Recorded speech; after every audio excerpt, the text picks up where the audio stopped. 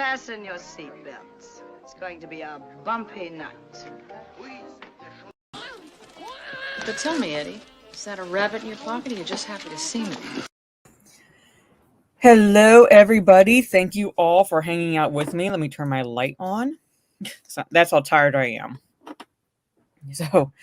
But thank you all for swinging by. I guess I know it's the day before Thanksgiving, but since I normally have this show on Wednesdays and I haven't been able to do it on Wednesdays because of class, I figured take the opportunity basically to do it at the normal time and then have the special live stream on Friday evening where we will be breaking down our top 10 superhero movies. So before I say hello to the chat, I'm going to give a warm welcome to my co-host, as always, Steve Kenobi, who is going to give his opinions, especially on the Wheel of Time stuff, because he knows more about it than I do. So take it away. Hi. Glad to be on as always, and hope everyone's having a good evening. Mm-hmm. That's it. Yeah, I'm finally relaxing now. I had to do yard work again around my parents' place, and I didn't realize that the hose head, I guess hose head, from a better way of putting it, the sprayer on the hose when I was cleaning something off. I didn't realize it was broken. So you basically have to pull out the lever to stop the water completely, and I didn't realize that. So I basically threw it down when I was done because I had to take care of something else. It hit the handle, and the water shot me in the ass. So that was a fun time. So basically, you got sprayed in the ass by the hose. Yes, pretty much. Literally, it was like it could not have been timed more perfectly where I threw it and where how I was turned. So that was an interesting experience today, pretty much. But yeah, so first time. Was it your first time with a hose? Yes. But let's move on, shall we? Pun overload in my head. What? I'm having so many puns in my head now. I'm nose bleeding. Yes. So, but yeah. So that was pretty much my day. Just helping out with a lot of pre-Thanksgiving stuff because we have Thanksgiving at our house, the house tomorrow. So, got to get everything situated and then get everything resuming tomorrow morning, pretty much. Making sure it all goes, I guess, according to plan. So before I go into what topics we will be covering this evening, let me say hello to the chat, starting off with Black Samurai 76. He says, Happy Thanksgiving, everyone. Happy Thanksgiving to you. Shadow Master, I'd like to say hello and you good day. Thank you so much, Shadow Master. Trey Courtney, hey, Mara and Steve, I'm ready for the cringe. I enjoyed Ghostbusters Afterlife a bit better the second time, and I'm fully prepared, wanting to see that movie again. It's just finding the time pretty much right now. But I didn't say this in my review video, but like I said, I'm probably going to get a lot of slack for this. Or flack, I should say. I enjoyed Ghostbusters Afterlife more than Dune. More than Dune. So. Oh, me too. Absolutely did. I absolutely liked it more than Dune as well. Yeah, I look, if I like to say, I'll say this, if you all like Dune, okay, it's your opinion, more power to you. And it's not because the movie's a slow burn, it's because the characters took me out of it. I was bored out of my skull half the time because I could not connect, or I could not believe that some of the characters that we're supposed to be rooting for are those characters. So I thought it lacked personality. Well, a lot of it, yeah, and the lacking of personality fell on the two characters we're supposed to be rooting for, and that is Paul Atreides and Lady Jessica. They were bland as hell, both of them. Not the only one, but I'd say the standout performance in the movie is Oscar Isaac, hands down. Yeah, he was a good Duke Atreides. It was awesome. Mm-hmm. R1 Avalon, hey y'all. Hey R1, good to see you. Joshy64, hello Mara, hello Joshy. Sunny and Brave Megatron is here. Good to see you, Sunny and Brave Megatron. Teabagging Champion and King in Splitgate. Mr. Bentham just made it. Hello there. Good evening, Mr. Bentham. Save teabag culture. Yes, obviously. Obviously. Yeah, it's a cat on the keyboard. Don't you love that? It puts the lotion on the skin or else it gets the hose again. Yeah. Like I said, first time with the hose, at least. D. Pansek, hello there. Jade Shadow and Steve Kenobi. Good to see you, D. Pansek. Jay Lee, happy American Thanksgiving, you Americans. Thank you so much, Jay Lee. Let's see. Dan Oh, Blackroyd. Dune failed because of Lyndon. Well, Lyndon's a furry, so what do you expect? it's Thursday where I am. So happy Thanksgiving, everyone. Hold on, I have to bring up the stream. I muted myself because I cannot see what this is. So I have to, before I can thank Deranged Lunatic, I want to make sure that I get the right super sticker because StreamYard won't show it.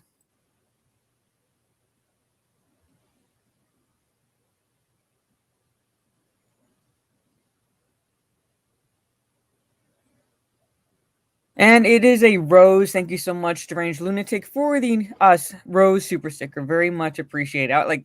I wish StreamYard would figure out a way to let you see them. Because you can see super chats, but for some reason you can't see the stickers. So, Sogi01, hey Jade, Steeg, and chat, good to see you. Phil TMNT, hail the beautiful Jade Shadow and the awesome Steeg Kenobi. Thank you so much, Phil. No, thank you. You're still a pain to play Mario Kart with, but good to see you. Made a new video on my channel that's going to be premiering in about 2 hours. I should still be up. I'll try to make that because I will be on Damage and I's channel for a bit because he's doing kind of like a combination Dark Council / birthday stream. So after this, I'll pretty much be hopping over there. Okay, that is everyone. Okay, so the topics for today, and like always, my co-host will roll a die to see which one we cover first. Oh, hey, Nick McCabe. I will fully admit I'm not good, but I also preface that by saying I also hate Mario Kart. Once I hit puberty, I started playing actual video games. No one who can legitimately call him or herself a gamer plays Mario Kart. Hello, Nick McCabe. Good to see you. All right, so the topics for this evening. First off will be an article from the MarySue, surprise, surprise, unpacking the sexist box office narrative around Ghostbusters Afterlife. So that's topic number 1. Topic number 2, Cowboy Bebop. I have not had a chance to watch the series yet. My plan is to start watching it Friday and maybe start hitting a chunk of them out so that maybe by Friday evening I can give my thoughts on it.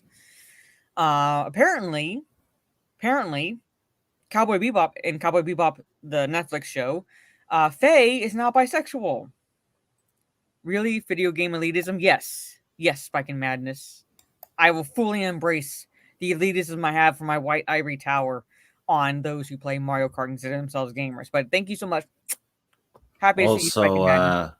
Fortnite is retarded. Yeah, pretty much. Pretty much. Well, which is what I pretty much do. I just basically just talk shit at the other people. I don't care how good I am. I just talk shit. And yes, Lethal would say it's because women can't drive, pretty much.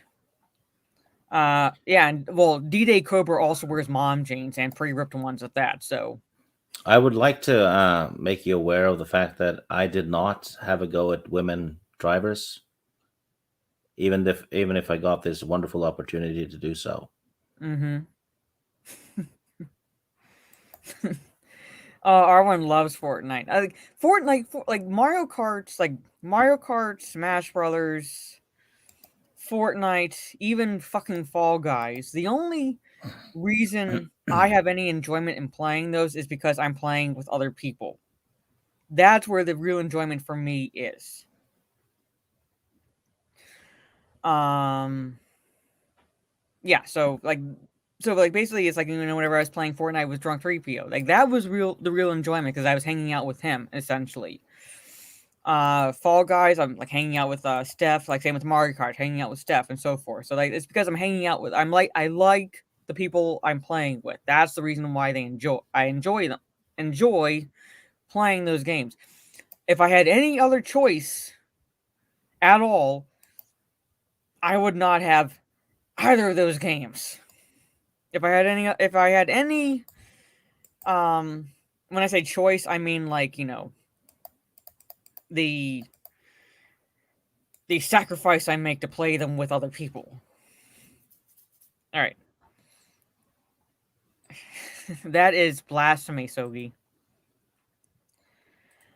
Oh, I have Among Us, and Steph has been trying to get like a group going to play Among Us, and she DM'd me Monday while I was playing Mario Kart, and I'm like, well, I'm streaming now, I can't exactly play it, and she's like, okay, how about Tuesday? And I was like, well, I play Splitgate with followers, so I don't know about that. And she's like, how about Wednesday? So I say, what time Wednesday? And she's like, oh, it doesn't look like Wednesday's in because of the Geeks and Gamers stream that they do. So I'm like, okay. She's like, maybe Thursday? And I'm like, okay, what time Thursday? Because that's Thanksgiving. And she's like, well, shit. So, but yeah, I will admit that I will be enjoying playing Among Us, especially if I'm the imposter, because I'll just go around just like shanking people. So, pretty much, that's what I'll be. And I won't even care if I'm caught. I'll be like shank, pretty much. I'll be targeting Phil if he plays with us. Just like, because he always targets me in Mario Kart. Hey, Momonty, good to see you. Yeah, okay, so back to the topics. So number one is the MarySue article. Number two is the changing of the sexuality of Faye Valentine in Cowboy Bebop, at least the Netflix adaptation of Cowboy Bebop. 3, DC and Warnermedia are teaming up with the Biden administration to promote COVID shots for children. And then 4th, like depending on what time we have, will be a Wheel of Time article that says, and I quote according to the article title, that the show is a, quote, celebration of not only diverse people, but diverse ways of thinking and perspectives. Woo! Hey, Dead Punk Age, good to see you. Just don't let Lyndon be the imposter ever. He might start raping people. Yeah, he's a furry, so you never let the furries be the imposters. All right, so those are the topics today, ladies and gentlemen. So with the roll of a die, Stieg, which topic do we cover first? Number 1. Oh, well, there you go. The MarySue. The MarySue piece of shit cringe that we get to go through. They have, and also, if you follow Orange Chat Reviews on YouTube, he did a video on this as well, so I would go check that out at your convenience. But here it is. They have unblocked me on Twitter. Oh, okay. I don't know why. That usually never happens, does it? Nope. It says, let's unpack this sexist box office narrative around Ghostbusters Afterlife. And here's the little kicker to this. Answer the Call made more money than Afterlife, but was still deemed a flop. Gee, I wonder why. I wonder what spin they're going to put on this. What's Answer the Call? That was a 2016 that shall not be named sequel or reboots. It like first it was like, oh, we're a sequel, and then the people were like, wait a minute, you're getting the facts wrong, and they're like, oh, we're a reboot. So it's like, well, it certainly couldn't be a sequel because they had the original cast have cameos as different characters. Yeah, so yeah, like that's why that's like when they changed it pretty much. So hey Sam, good to see you. I think I missed saying hello to you. That's what Wheel Time article is bullshit. Yeah, so we will be getting into that shortly. Oh my god, sexist narrative, how original of them. Yes. So let's get into this cringe, shall we? All right. This weekend, Jason Reitman's Ghostbusters Afterlife hit theaters, claiming the top spot at the box office with a $44 million domestic debut. It's a solid opening weekend given the pandemic of it all, and will likely earn more money this coming holiday weekend. Like I said, I am for one planning on seeing it again, if possible. And despite a less than enthusiastic 62% rating on Rotten Tomatoes, fans are loving the follow-up film, giving it a 96% audience score, which is typical with Rotten Tomatoes. Typically, the rule of thumb now with Rotten Tomatoes, if it's a low critic score, typically the audience score is going to be high because critics like to think of themselves as infallible when in fact they are actually in full of shit. So, Also, there's Rotten Tomatoes mhm, has a what was it? The top critics are vetted by a committee mhm, based on their political views. I saw an article about that. Um, yeah. Maybe I shared it on this stream at some point. I think maybe I did. Yeah, It it was was it, it it was was one from of Mandy the Movies. Cringe Factory streams or something like that, but you mentioned and like you we found it that they not really getting into it, but they do have a committee Yeah, and if you're where not like that's how woke, they pick the top critics. So, yeah, and if you're not woke enough, you don't get to be a top critic. mhm.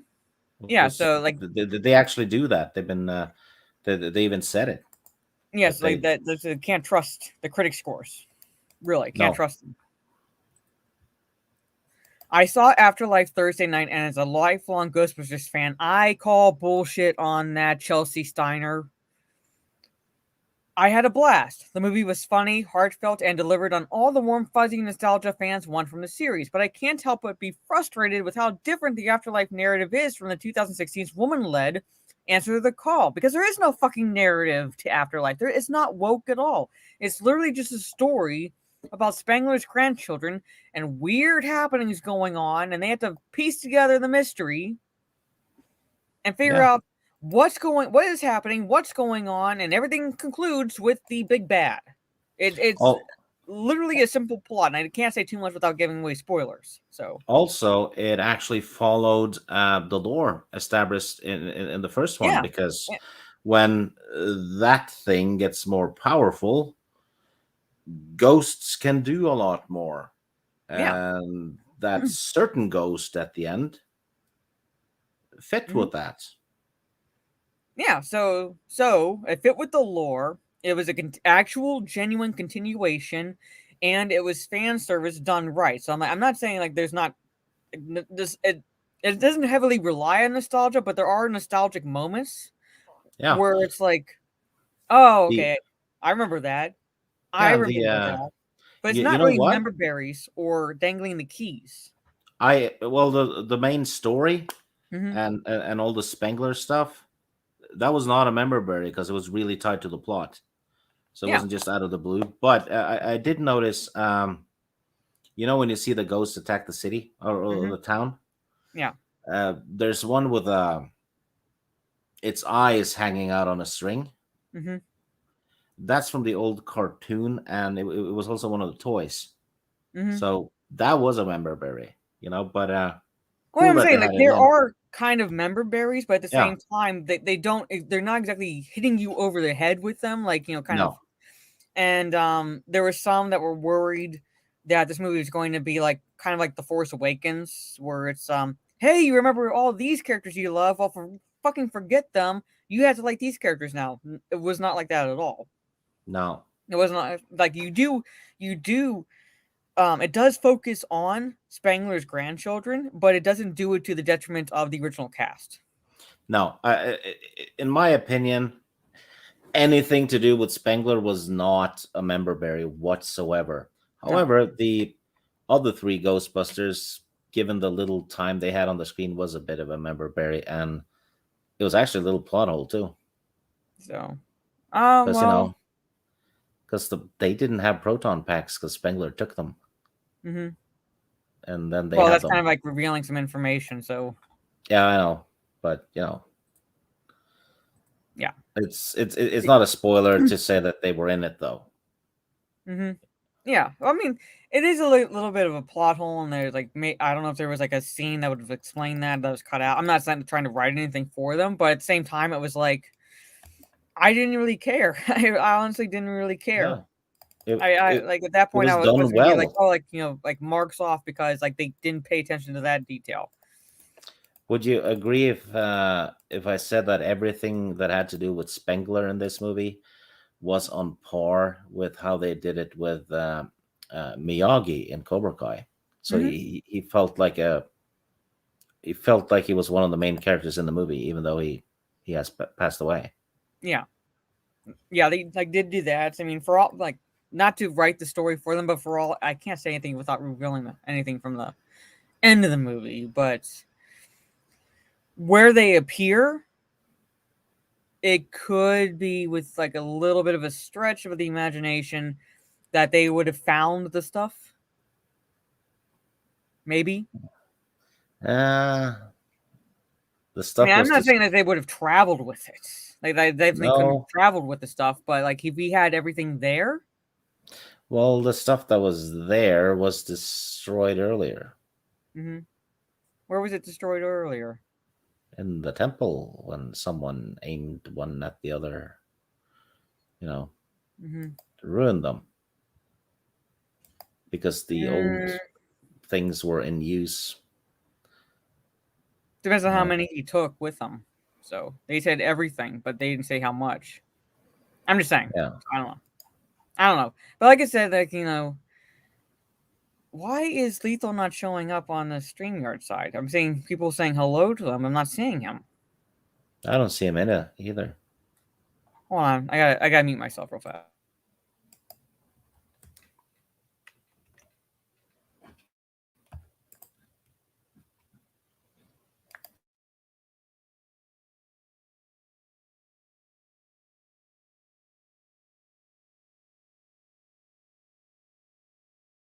Oh, that's why.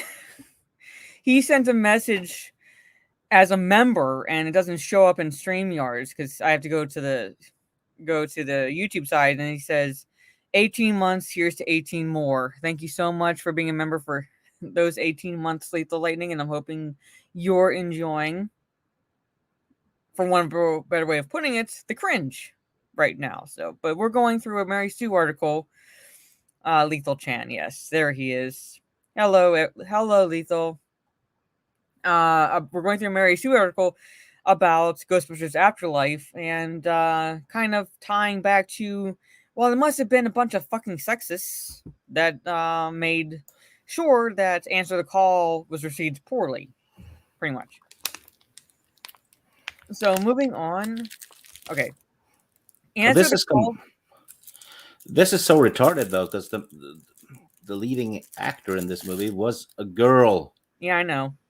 And her mom probably had as much screen time as Sigourney Weaver did in the first one. Mm-hmm. Answer the Call was inundated with bad press and toxic fandom that started during the film's production.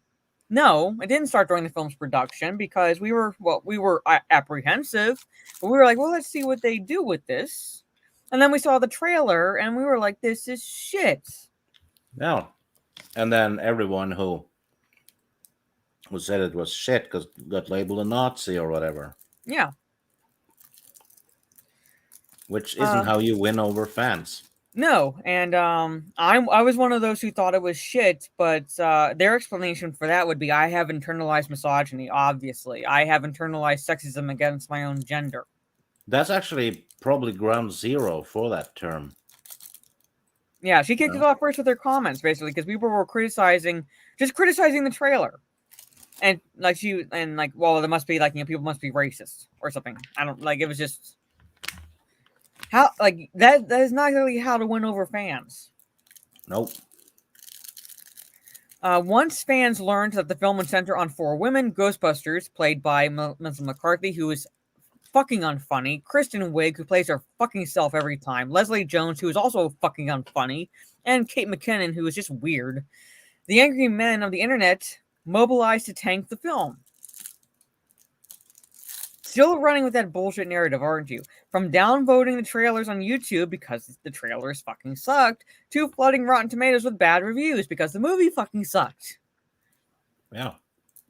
There were also some virulently racist online attacks directed at Leslie Jones, which is difficult to address. That actually happened, though. Yeah.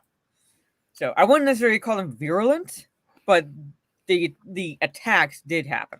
Yeah, we mobilized. Yes. You had what's his name, Milo something, compared her to a gorilla. you're talking about the Milo, Yiannopoulos? yeah, Yeah. Nopolis, whatever. hmm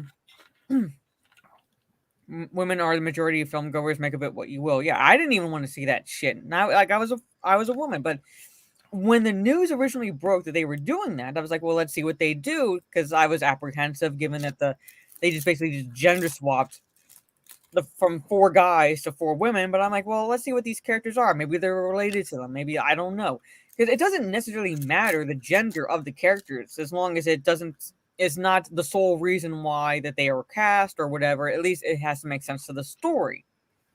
For all they could have done, not these particular actresses, but they could have hired all women and had them be like students of Stance or Bankman or something like that. You know, you could have had a kind of relatively diverse group amongst just all women. Someone, bought the company. Yeah, something that would have made sense.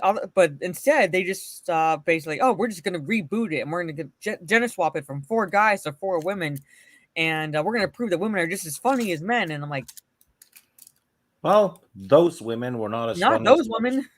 as those guys, but you could Hey, tell right from the trailer though that it was entirely different, because the old Ghostbusters is actually quite the humor is quite clever. yeah, we have Harold Ramis to thank for that. Yeah, and what we saw in the trailer for the 2016 one was just loud and Yeah. obnoxious. It's Yeah, like I didn't laugh once. Shira. I didn't laugh once, and like, and I did. I took the bullet for my family. I saw the movie. I didn't see it in theaters, but I watched the movie when it came to like TV, like on one of the movie channels. Sat down, watched it. Was bored out of my skull. I could not tell you word one, like anything that really happened in it. And the only thing I could really tell you is these people who are defending the movie are hypocrites, because Chris Hemsworth is basically the Janine character. He's the Yeah, secretary, but they make him dumber than a bag of hammers. yeah, and They make him Janine so was not dumb. stupid. Yeah, so stupid. It's so unbelievable. And I was sitting there watching this movie thinking, if they had all did that with Janine or any secretary character in either of these movies previously, these people would have raised holy hell about it. But it's Yeah. fine when it's a man, because Mhm. that's, I guess, some retribution or something, reparations for like how women were treated in movies. I'm like, you don't watch many movies, do you? Now there's you know what? Of all the movies that I watched and all that, Mm-hmm. I think I've seen more dumb guys than dumb women in Amos movies. McCarthy. Mm-hmm. Yeah. Yeah, so I told him, like, yeah, Orange Hat Reviews covered this article in a video he did, so go check it out if you're subscribed to his channel, or if you're not, go check out his channel and subscribe to it. Yeah, we're going through the MarySue article right now, and I'm like, I still wanted my money back, because they not only did they prove that these women are not funny, that they, like, the woman, because it was a woman, I believe, one like who helped write the scripts, doesn't understand the concept of timing with humor. Did not understand the concept of timing whatsoever. Because there's a point in a joke where you had to stop, because otherwise it stops being funny. Even with running jokes, stop because it stops being funny. They did not know when to shut the fuck up when they were trying to try their best at humor. Case in point, this is like one part I remember, because the only reason I remember this scene is because I was thinking this could have been better if you had just removed one line. It's when they were at the rock concert and they're in like the back, and they're kind of like going through trying to like figure out where the ghost is, and McKinnon, no, it was another woman. Yeah, timing of a busted clock, pretty much. But Kristen Wiig was like trying to she was like walking down one of the aisles, and you see like these mannequin heads with wigs on them, things like that. And then she gets to a part where Kate McKinnon has put on one of those wigs and hats, like crazy wigs and hats.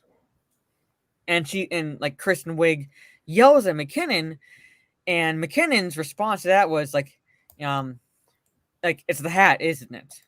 Like kind of like like that's the reason why it's a little much or whatever. Should have stopped the joke right there, but they kept going. I was like, this is painful to watch right now. That's the only reason I remember is because I was thinking it could have been so much better if they removed one line. Not a lot better, but like better in terms of timing if they'd removed one line. But that's just my opinion. Otherwise, just a general impression of the 2016 movie is, if you have not seen it yet, don't bother. Don't see it. It is, to borrow a rating from Jeremy Johns, it is dog shit. Don't go see it, or don't watch it if you haven't watched it yet. Thanks to the relentlessly negative press, Answer the Call was deemed a dead on arrival despite earning $46 million in its opening weekend. The box office there is a lie. Mm-hmm. Because it didn't get negative press. The press were hailing it and attacking the fans. Yeah. Or other the people who didn't like it. Yeah. The box office narrative painted the film as a flop, and plans for a sequel were quickly scrapped because they did not even break even. Because it flopped. Yes. Actually did flop. The Hollywood Reporter featured a headline that read, Ghostbusters heading for a $70 million plus loss. Sequel unlikely. Yeah, because they didn't break even. They lost money. So no sequel is going to happen, despite Sony saying nothing about a sequel. In contrast, the Hollywood Republic's headline for Afterlife read, Ghostbusters Afterlife opens to heavenly $44 million. It's only just $2 million shy of 46. So, but apparently, it's like, oh, look at those two differing headlines. Well, they're probably going to say that because it is. I mean, like some theaters aren't even open, and some theaters are still going at half capacity. So if it opens at 44 million with no streaming as well, that's pretty darn good. And it's probably also had a lower budget than the 2016 one did. So it's also, probably primed to actually make money. It's also only had a 2% drop. Yeah, only 2% drop. So basically, it's primed to make money now. Lower budget, better earnings. It's that simple. Yeah, like it's lower budget than the 2016 movie. So, and because it only had a 2% loss, with the potential to earn probably more money this Thanksgiving weekend, if like say parents were waiting until after Thanksgiving to go take their children to go see it, probably trying to make more or just as much. Also, it has very good word of mouth. Yes. So that's what I'm saying. Like some people might have been waiting to see what the word of mouth is after opening weekend. Like, and they're like, oh, well, Thanksgiving's coming up. I'll just go there then. Not like, not beyond the realm of possibility that this movie Afterlife could earn more the second weekend. Also, you have, I'm guessing 44 million is domestic. I believe so. I'd have to look and see what the worldwide box office is. Yeah, because it's also being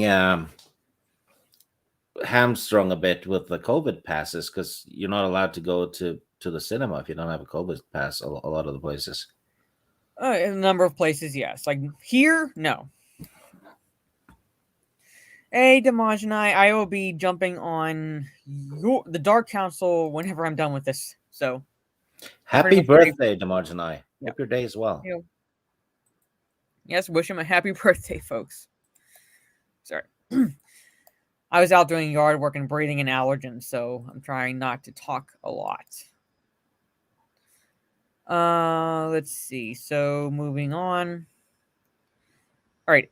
And while it's a fine opening weekend during a pandemic, no less, it's made barely half of what fellow blockbusters like Black Widow, Shang-Chi, and F9 The Fast Saga have raked in. Well, these are two Marvel movies, and Shang-Chi is one of the worst opening weekends are like doing like one of the like some of the worst for Marvel MCU. And Fast 9, Fast Saga, I mean, come on. People were just like went to go see it just to see fast cars, explosions, and somehow they put a car in space. Waiting, like basically they're like kind of like they're saying this without taking into account the good word of mouth, like you pointed out, that this movie has, and like potential that this movie could make a bigger profit than these movies, these bigger budget movies. Answer the Call made $2 million more than Afterlife did on opening weekend, and it received a 74% fresh rating from critics on Rotten Tomatoes. Yeah, and we all know what bullshit that is. The audience scores a dismal 49%. I'm shocked it's that high, given the online movement to trash the film scores. Holy fucking Also, shit! I think the Marginai in the chat is drunk. He's saying his birthday is next week. You're wrong, sir. It's today. What? The Marginai claiming his birthday isn't today. He's saying it's next week. Mm-hmm. He's wrong. It's today. Well, I mean, next week. No, it's today. Deal with it. Yeah.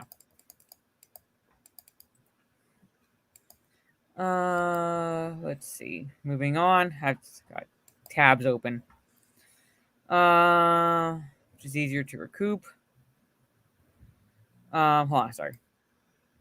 There is something strange in the neighborhood, and surprise, surprise, it's sexism.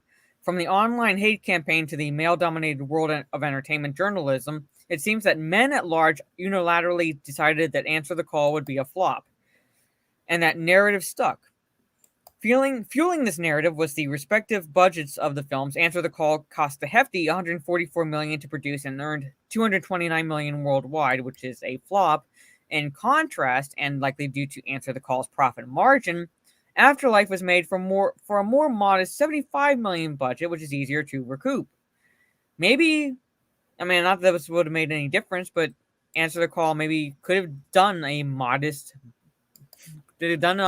budget, because Afterlife proved you could do it. Paul Feig's film Answer the Call was lambasted by angry misogynists who were furious that the original Ghostbusters, Bill Murray, Dan Aykroyd, and Ernie Hudson, weren't reprising their roles. The fourth Ghostbuster, Harold Ramis, sadly passed away in 2014. Yeah, sorry, birthday shows next week. I'm like busy week. So here's the thing, though. The original Ghostbusters are reprising their roles in the new movie, but it was said from the get-go it would be small roles. They would not be the main characters at all. Mm-hmm. So why didn't the sexists lose their mind over that then? They still went to watch it despite it having a female lead character. Mm-hmm. Yeah.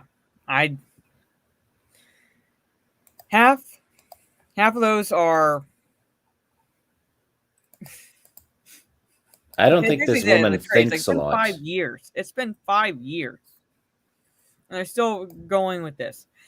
And the ruined my childhood discourse continued until it was announced that Jason Reitman, son of Ghostbusters director Ivan Reitman, would be picking up the reins for Afterlife.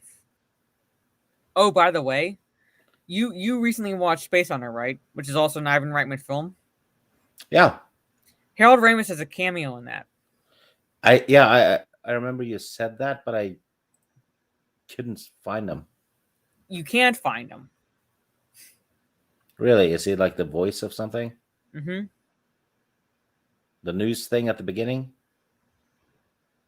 Yeah, because that was the only voice I remembered. Yeah, that's Harold Ramis. Okay, cool. Mm-hmm. Yeah, so they've been working together for a long time. With Reitman on board, the film was hailed as a return to the roots of the beloved franchise because you have the son of the original director. That's why people had faith that it would go to the roots of the beloved franchise, because it's the son of the guy who brought us the original. Also, a little side note: the ruined my childhood thing did not start with Ghostbusters 2016. It started with Indiana Jones 4, I think, and South Park kind of made it a thing because it did the Yeah. Indiana Jones episode. So that didn't start with Ghostbusters. It Hmm. started with a movie with Harrison Ford as the lead. Yeah. So the So. sexism goes out the window. Yeah. 9.99 super chat from Joshy. Thank you so much. He says, just showing some support to you and see Kenobi. Love your cringe shows. Thank you so much. So Thank you. we go through the cringe for you guys, and I think we're nearing the no, we're You not. want to know something We're though? nearing the end. Yes. I'm gonna get a lot of respect now, I think, because when I came on this show, I had to pause a Baywatch episode. Mm-hmm. Yeah, that's what I sacrificed to be on, to give you guys the cringe factor. I mean, come on, that's dedication. Yeah. I don't know. People might judge you for that. So, like, really, you stopped watching Baywatch for this? Yeah, I did. Yeah. So, all right. Let's see. With Reitman on board, Return to the Roots, it's impossible to quantify how the differing press and public response to the new films changed their box office outcome, but it undoubtedly affected each film's release. Yeah, word of mouth does affect each film's release because word of mouth for Answer the Call was negative, but that was because the movie was dog shit, like literal dog shit to watch. Also, the Kevin Feige, Leslie Jones, the other actors, the media, Mm-hmm. also inadvertently gave the movie, bad press, basically, Mm-hmm. because they were like saying, if you don't watch this, you're a racist and blah blah blah, and then people don't like that in general, even if they agree. Mm-hmm. You know, they don't want to be labeled just because they're not watching a movie. It's like guilt tripping someone to watch a movie. Yeah, which I really don't like guilt tripping anyway. And whenever I say here is this is not really a pet peeve of mine, but something that just I'll kind of reveal a little bit, and that is I don't like it when people ask me if I think necessarily that they'll like something. If I know the person like really well, then I'll know his or her taste, and I'll be like, I think you'll like this. I can But for the actually most, hmm? I can actually confirm that Mora never guilt trips, because I play D&D with her a lot, and Yeah. she doesn't guilt trip. She threatens. Yeah, I do. I threaten, but Yep. but I mean, like if you guys were able to watch the D&D sessions, you would be on my side. Let's just say There's that you would understand the threats. yeah, there's Yeah, yeah. basically what they use. Yeah, No, I but think everyone watching knows that I'm very fair and kind to all the players. oh, says the guy who brought back Bad Babies. No, nostalgia. Mm, anyway, but like no, but if I don't know someone that well and that person asking do you think I will like a movie? I generally don't like when people say ask me that because I'll be like, well, I can only tell you that I enjoyed this movie. Basically, you go watch it for yourself because I could recommend a movie that I enjoyed and they could either hate it or like it. So I would either have them coming back to me and saying that you were right, I very much enjoyed the movie, or coming back and saying what the fuck is wrong with you? That movie was shit. So I'd be like, you know what? I enjoyed it. Go watch it yourself. Pretty much. So that's kind of like a little peeve of mine whenever I was going through tech training and things like that when I was like years ago. So I just basically stopped and I said just go see it for yourself. I really all I'm gonna say is that I enjoyed it or I hated it. So Reitman himself stoked the flames of fandom, promising we are in every way trying to go back to the original technique and hand the movie back to the fans. Yeah, because oh my god, he stoked the flames of the fandom. He by actually saying we're going to respect the lore, respect the story, respect the originals, and give the fans what they want. Reitman implied that fans of Answer the Call weren't real Ghostbusters fans, which is an insult to both the fans and Feige's film. Well, Piss on it. yeah. So what? Oh, Boo-hoo. Sogio1 says that Mora makes Stig's character call her mommy every time she tortures. He's the DM. Yeah. So basically, all the characters she tortures are mine. Yeah. Because I'm playing the NPCs. So yes, you're not. She hasn't made them call her mommy yet, though, but it's pretty damn close. I mean, the last two my characters shagged. Didn't I basically like shag their brains out? One of them, some guy that had a pigeon carriage. Yeah, but like Darius also. That wasn't that. I don't remember, but yeah, I did because I did it kind of. I basically pushed him into. I pushed my character, pushed him into a closet, and it was in a way in front of the other Thieves Guild members. So, Alora though, she did like a solo mission to catch up with you guys. Mm-hmm. She tied up a guy and cut him with a knife till he gave up the information, and then she set the building he was in on fire and left. That kind of you're having a bad influence on the lady. Mm-hmm. Pretty much. Okay, so both Afterlife and Answer the Call are solid films and welcome entries into the Ghostbusters canon. Not Answer the Call. And they should be treated as such. No, they should not be. Well, no, don't tell us how we should treat the films. One, it's not and canon. Two. What? It's the 2016 one. It's not canon. No, it's not canon. No. Yeah. Afterlife even has its own iconic female lead in McKenna Grace's phenomenal Phoebe.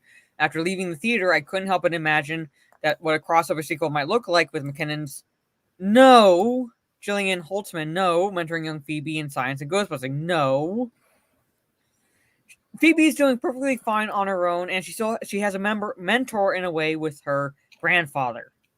All right, yeah, so and she's smarter than McKinnon's character. Yes. It would be nice to see Answer the Call folded into Afterlife's mythology. No. Instead of being treated like the redheaded stepchild of the franchise, it should be beaten like the fucking redheaded stepchild of the franchises. There should be room for fans to both love film. If you love Answer the Call, more power to you. Don't say that we have to accept it. The new one basically says there's been no ghost sightings for probably 20, 30 years. So the new one couldn't have happened. Which also means the video game is not canon, sadly enough.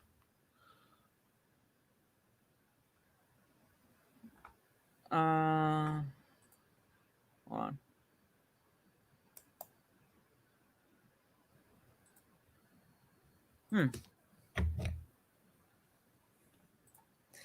But yeah, so there is the MarySue article. So take it in, everybody. Resorting to gingerism. Yeah, pretty much. Actually, I resorted to gingerism, but yeah. This article is written by a retard.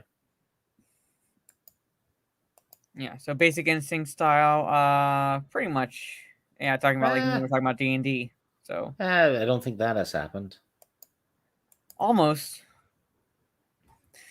But there it is. So that is the MarySue article. So we got that out of the way. So now we have Cowboy Bebop changing Faye's sexuality. Then we have DC Warnermedia teaming with the Biden administration. And then Wheel of Time. Yeah, that killed Brain Cells, Trey. I'll do 1 to 3 then. Yes. 3. So it'll be Wheel of Time. Yep. Spin the wheel. All right. So you can give your thoughts on this because you know more about the Wheel of Time than I do. I read the books 4 times.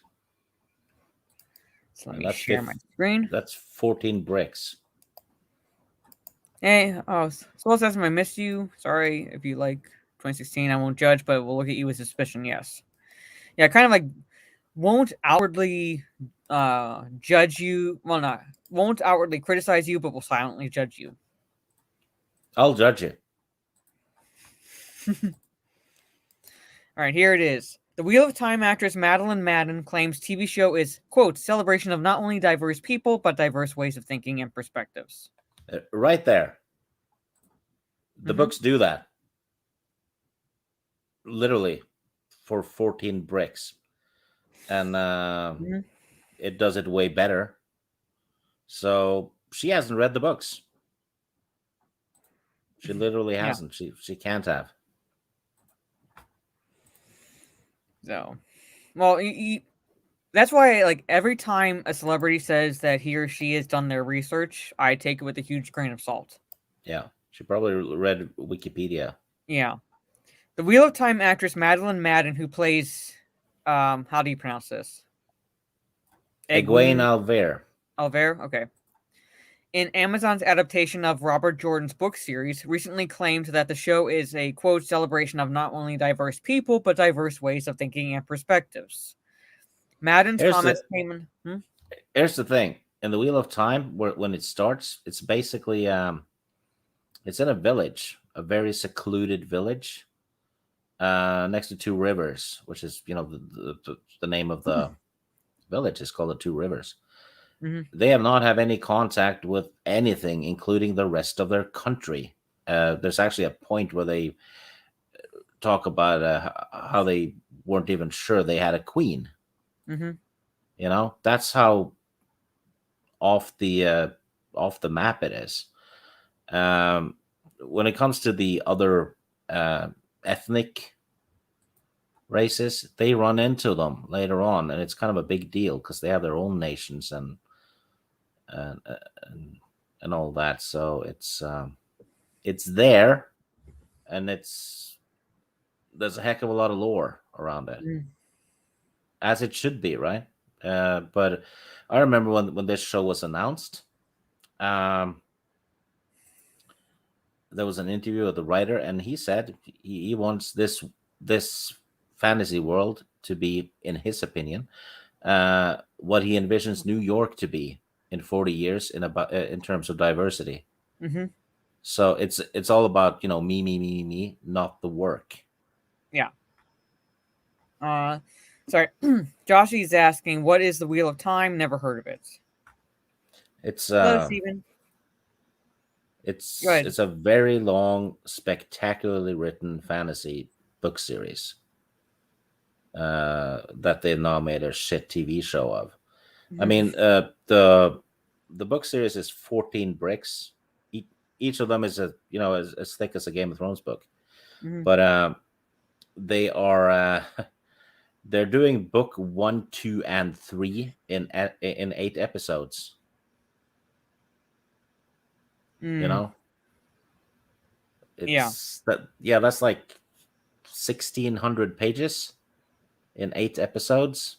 What could go wrong? And they've Yeah. also added a character that's not even in the books. That's. And the book has, I think, 2,000 named characters. Mhm. So they add a new one. Why? I don't know. I like this. He says, Nick says, I like Desperoux's review. Somehow, Two Rivers has the ethnic racial diversity of a modern international airport. Yeah. Yeah. Hey, Ms. Martin uses. And they have also changed, by the looks of it, they have changed. Well, basically, the main character, who's like the chosen one of the stories, is something called the Dragon Reborn. It's Mm-hmm. basically a character that called himself the Dragon way back, and he's being reborn in someone. And it looks like they're switching that to a female character, which is Of course. the whole plot falls apart because of that, though. If that's what they're doing, but Brandon Sanderson, who finished the series after Robert Jordan died, he has been consulted uh, by the showrunners for the show. I don't think they consulted him much, but he said the ending to the season would be very controversial among the fans, which means he's giving a warning. Yeah, pretty much. He's basically saying you're not going to like it. Yeah. Madden's comments came in a long-ranging interview with British outlet The Guardian. At the beginning of the article, The Guardian's Jenny Valentish describes Madden's first time walking into the casting room for the show as a sea of white. Madden commented, yep, standard. Why does it fucking matter? That's bullshit, because they were already going to race swap the characters. They weren't even looking at white actors for that. Like, not only that, yeah, but at the same time, it's like, even if this were true, why does it fucking matter? Why does the skin color of the room, like basically like the people in the room, why does the majority skin color matter? If someone is right for the role, it doesn't, if they fit, especially if it's an adaptation of something, and if they fit that character that they will be representing in live action, what does it matter if that person is white? Like, if that character is white, the person should be white. So if it's black, the actor or actress should be black. So forth. What would the casting room look like if they were casting for a Nelson Mandela biopic? Mm-hmm. Yeah, wouldn't be many white people there. No, especially for Nelson Mandela. I mean, yeah. So that's what we would expect. There'd be a majority of a certain ethnicity because of what the character, whatever character or role the person is taking. So that's it doesn't matter, but they make it matter. However, the casting room she walked into wasn't actually the Wheel of Time casting room, Madden detailed. Then I walked into the actual room, and it was such a diverse room of people. I just felt so relieved. Oh, my God. Thank you. Take me away from Whitey. Take me away from Whitey. I mean, Jesus fucking Christ, woman. She continued, for so much of my life, I was the odd one out. Here, they'd done a worldwide search and brought in people from all over who they felt they were the best for the job. No, they just felt that that fit what the narrative they were going with. Yeah, they went for diversity hires. Mm-hmm. It's kind of like bring up World War I flick like 1917. Yeah, you're gonna have majority white because guess what? They were majority white. Yeah, so it's like they were mostly white.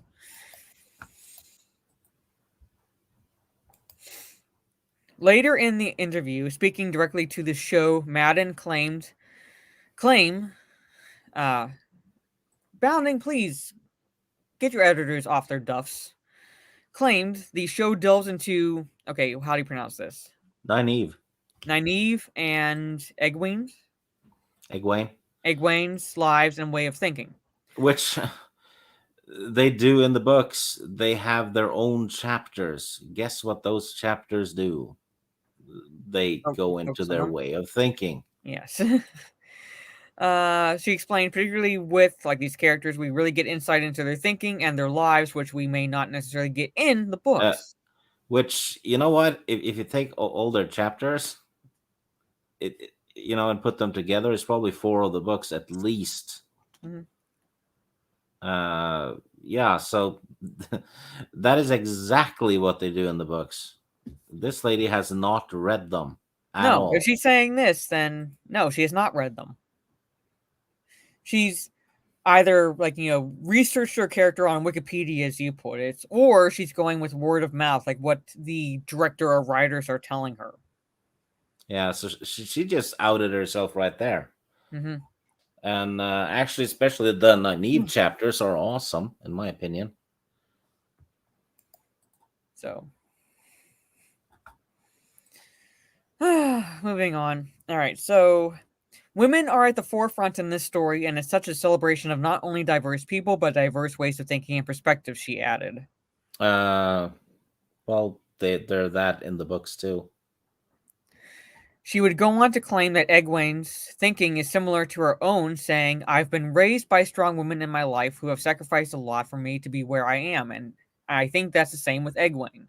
No, it isn't. She's raised by her dad, who's an innkeeper, and her mom. That's who raised Outed her. herself again. Yeah.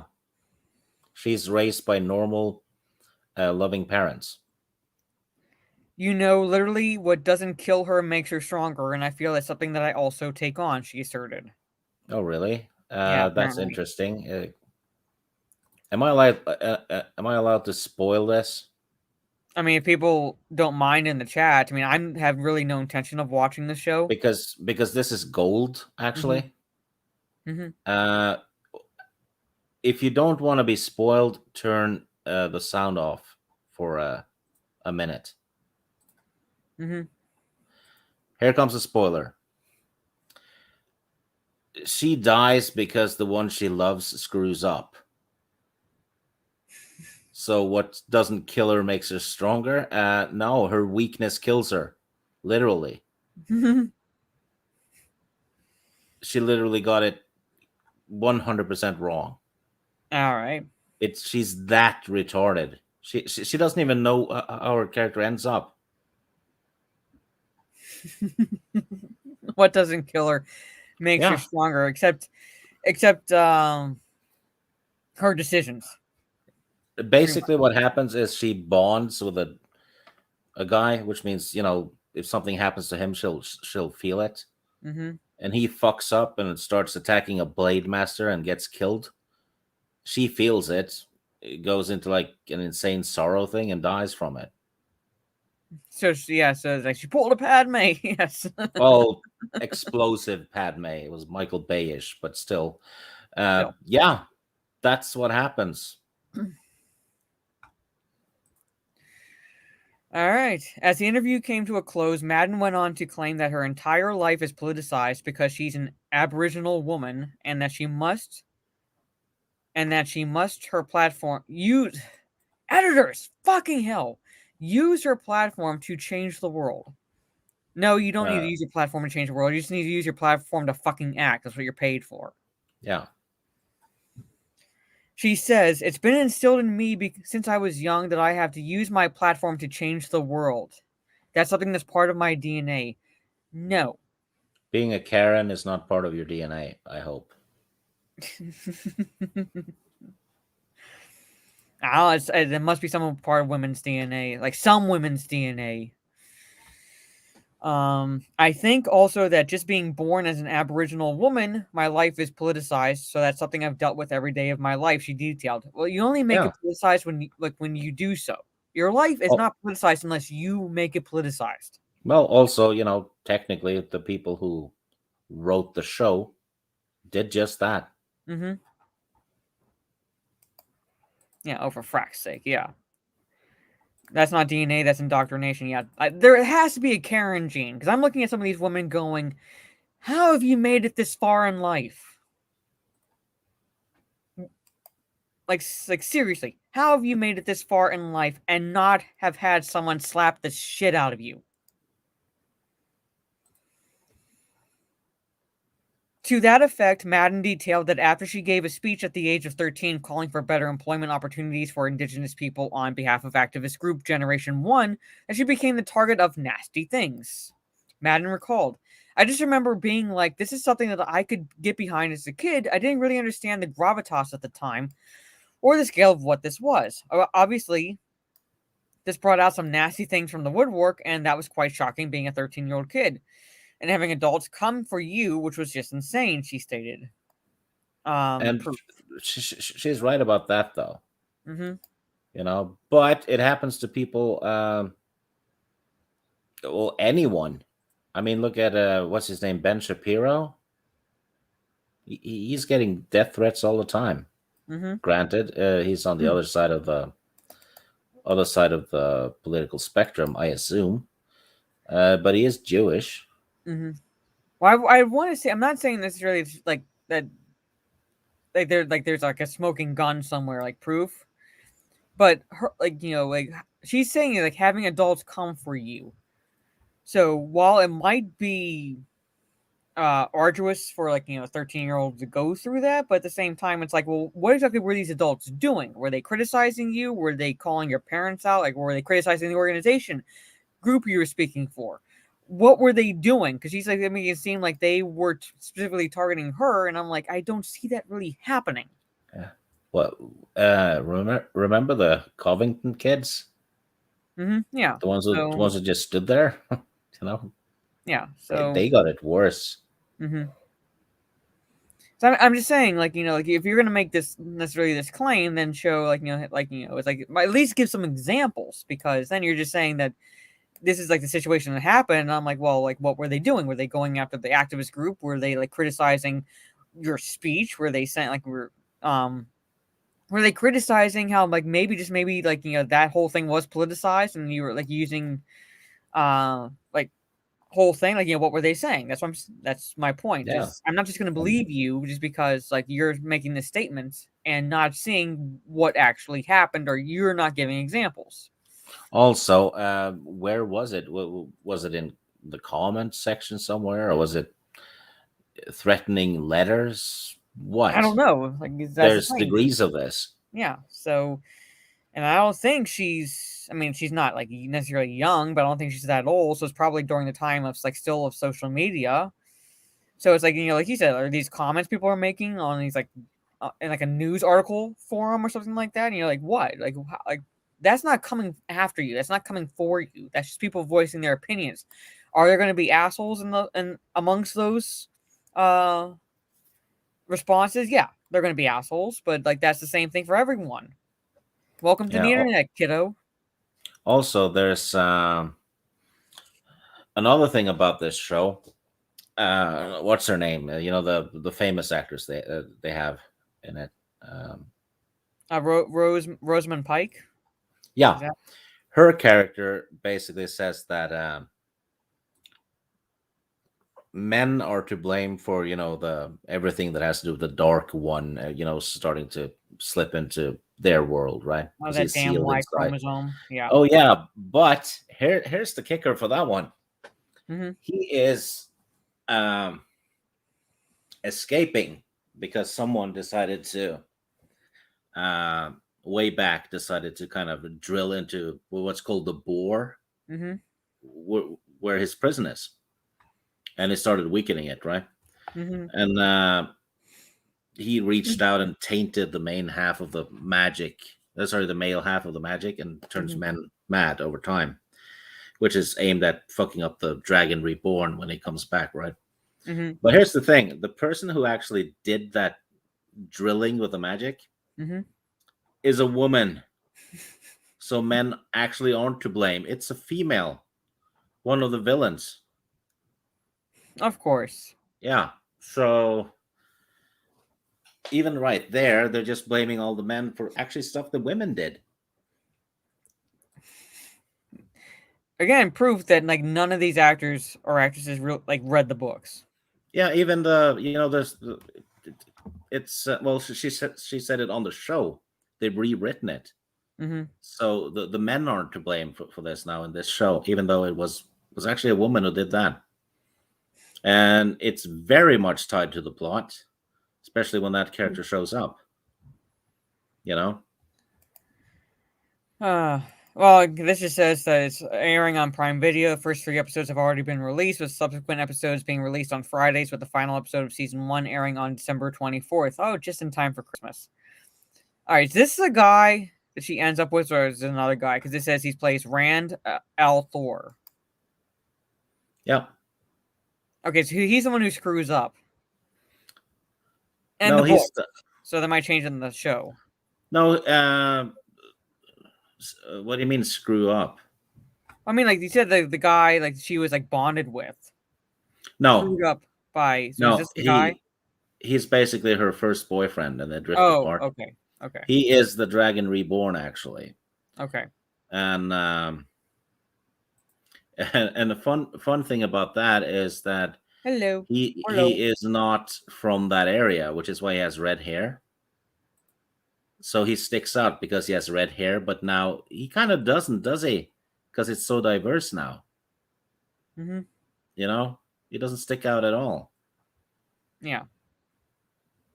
So there it is. There it is. His hair is actually how they identify him, because he's actually part of a different race. So, well, there you have it, people. There you have it, people. Yeah, Mod diversity in Wheel of Time, pretty much.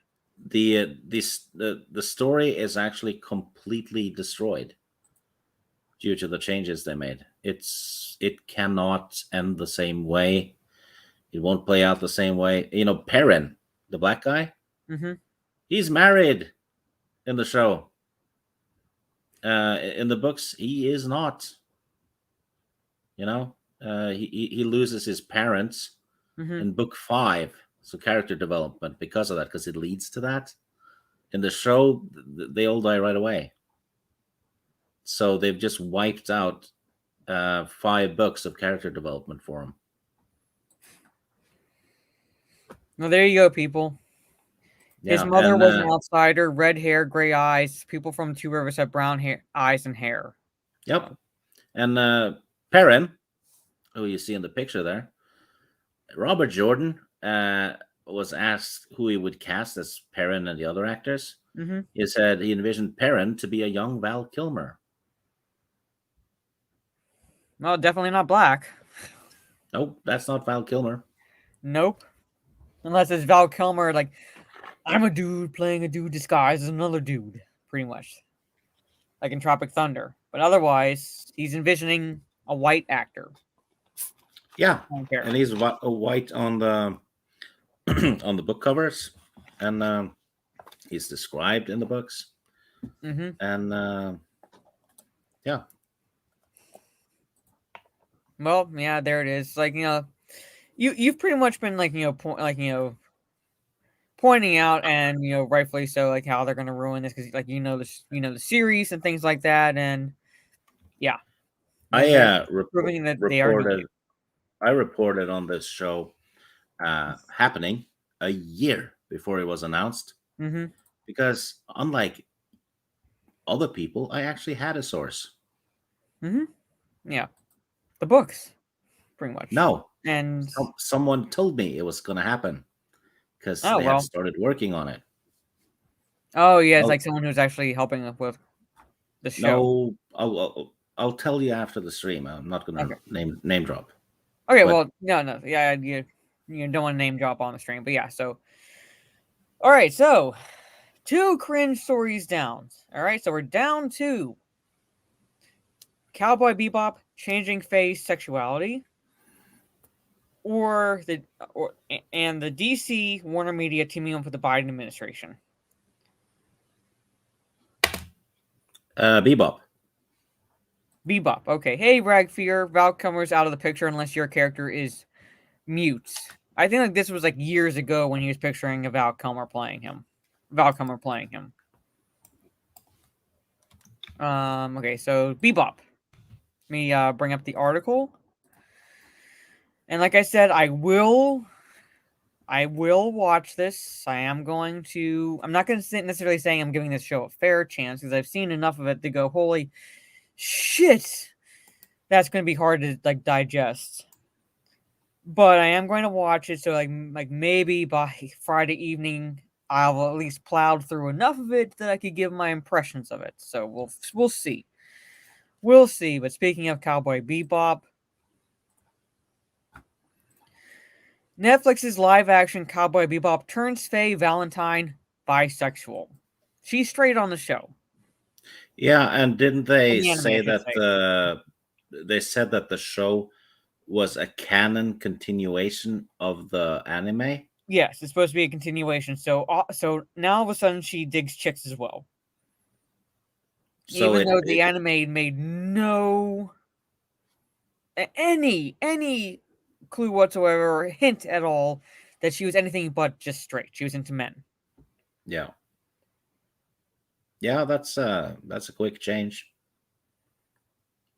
Oh, I've seen Ed. I've seen what Ed looks like. Yeah, so that's like one of the clips where I'm talking about, holy shit, this is gonna be hard to digest. Yeah. She likes men. She likes men. But let's go through this.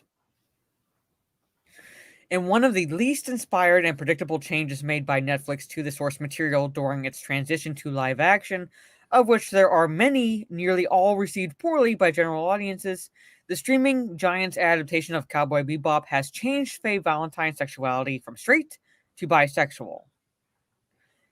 Okay, this is going to kind of, if you have not watched the show and you're planning on seeing this, does kind of, not spoilers, but it goes into like the interactions between these 2 characters. So just FYI, if you're at all don't want anything spoiled for you. Faye's new sexuality is revealed in the widely panned series' 6th episode, Binary Two-Step. Oh, fucking hell, they call it that. They even named it. Yeah.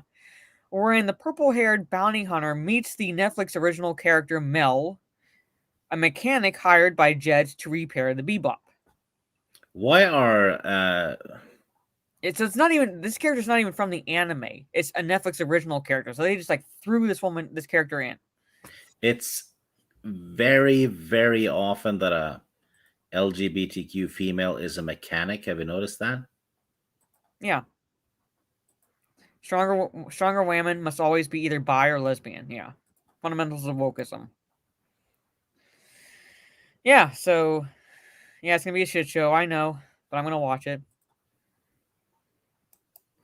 It says upon meeting for the first time, the two briefly exchange small talk before Mel begins flirting with Faye, first taking note of the latter's new railgun and asserting, "Whenever I see a good-looking piece, I just have to touch it," while twinkling music suddenly begins to play. I'm not even watching the show and I'm just cringing at that.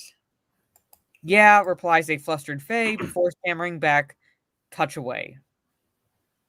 Yeah, because that's how it works. You Yeah, just that's say how. you want to touch things, and then they go, "Yeah, touch away." Yeah.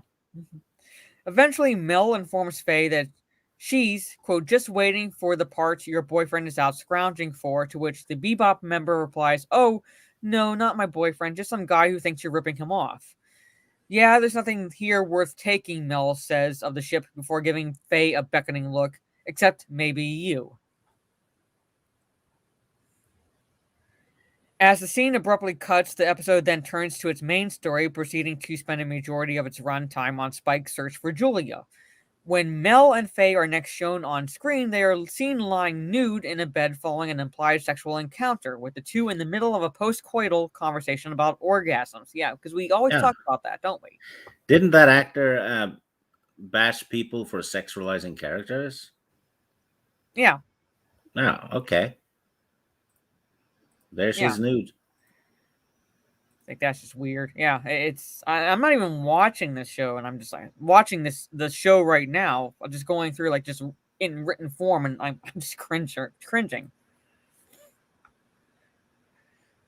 As the camera pans up from the women's feet, Mel can be heard saying to Faye, "You're kidding," before repeating in disbelief, "You're not kidding. I don't Also, know." Hmm? one of them is sweaty, the other one isn't, so you can tell who did all the work. Yeah, pretty much. "I don't know, maybe," replies Faye, "so I was your first," asks Mel, prompting Faye to admit, "Okay, yeah, you're the first, at least that I can remember." Eventually, Mel prepares to leave the Bebop, to which Faye asks, "Can I call you sometime?" Only for her new lover to reply, "Yeah, but first you gotta figure out who the real you is before departing." Oh yeah, so she needs to come out as a lesbian. Yeah, pretty much. Yeah, you need to come out of the Embrace, closet. embrace the lesbo. "Hey, Lost Jedi, good to see you." Yeah, pretty much. Cliche. As noted above, in the original anime, Faye is never shown to have any romantic or sexual inclinations for the fairer sex. Rather, she is shown to solely have an interest in men, only ever expressing outright romantic feelings for the man who conned her upon waking from cryosleep, Whitney Haggis Matsumoto. This guy right here. The swapping of Faye's sexuality was explained by her live-action actress, Daniela Pineda, during an interview with Variety published on November 19th. Asked about the production staff's decision to code Faye's sexuality as one of being a queer woman, Pineda replied, "Well, I'll tell you where I think the creators or the writers were coming from. This was a young woman who was cryogenically frozen, so she doesn't know anything about herself, and she doesn't know who she was or where she came from." Well, she certainly would know what fucking turns her on now, wouldn't it? I mean, like, like if both sexes turn I'm talking about from the anime. If both would turn her on, then that's how the character would be written. So it's like, Yeah. but at the same time, in the anime, it's made abundantly clear that she only has any feelings sexually for the opposite sex. So Yeah. there's nothing really there's nothing really gray about that. For them to say, I bet you she "This didn't about the watch the character." anime. She showed like in that like that video where she's being like a little prissy bitch. And that is like when she's talking about like talking about the Faye character, and she describes like the Faye character I'm talking about from the anime as having like double D breasts. I'm like, did you like just outed yourself as not having ever watched the show, ever watched it, and like she's going on like the dumb shit she was saying, and like you just outed yourself and like proved that you have not watched this at all. And Yeah, here's like another example. How the hell can a person forget if she's bisexual, lesbian, or straight? I'm saying, like, it's like Sentinel says here, like, how many people have suffered from amnesia and forgot which team they play for? It's kind of like ingrained in you. Yeah. So it's not like you wake up from cryo sleep and go, like, am I straight or gay or bisexual? Like that's something like just staring at people. Yeah, I mean, If one turns you on, then you know that you're either straight or gay. If both turn you on, then you know you're bisexual. Yeah, well, to be honest, I probably have turned some women lesbian. Oh, I know Rhino definitely has. So, but go ahead. Yeah, it's you know what? It's physical attraction. Mm-hmm. It doesn't really have anything to do with the memory, does it? No. Like that's like literal physical attraction. You stare at a group of people, and if one turns you on and one doesn't, you know if you're straight or gay. Yeah. If you look at a group of people and you say, it's like, oh, I like, it's like I'm physically attracted to both, then you know you're bisexual. Yeah. So by her logic, it should be possible to beat up a dick to turn it gay. Mm-hmm.